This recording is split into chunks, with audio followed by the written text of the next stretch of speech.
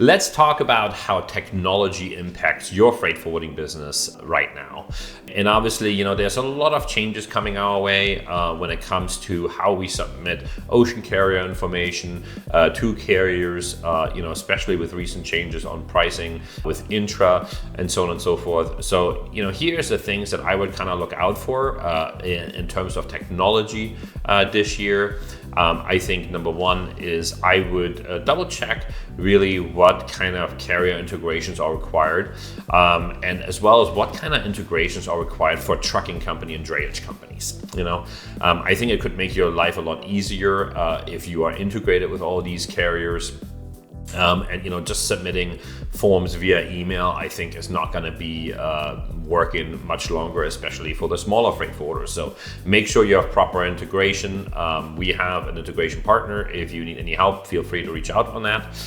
The other big thing that really most of the customers are looking for is supply chain visibility. And what I mean by that is that really your customers should have the ability to track and trace on their online platforms.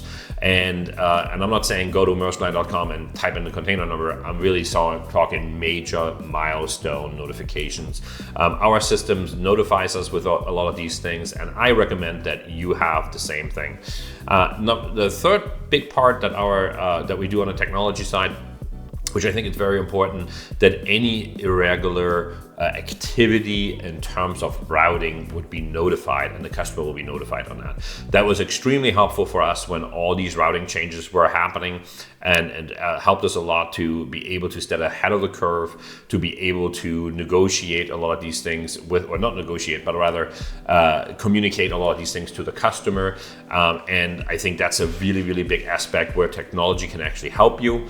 I think in 2024, we don't see any major things when it comes to improvements on technology, in my opinion, because I think that a lot of these companies that are pushing really hard forward on technology in the freight forwarding level are now become to realize that the market is not as great as it normally was during COVID, and therefore a lot of people are making less money, and because of that, I think you're going to have less technology tools being available in our industry.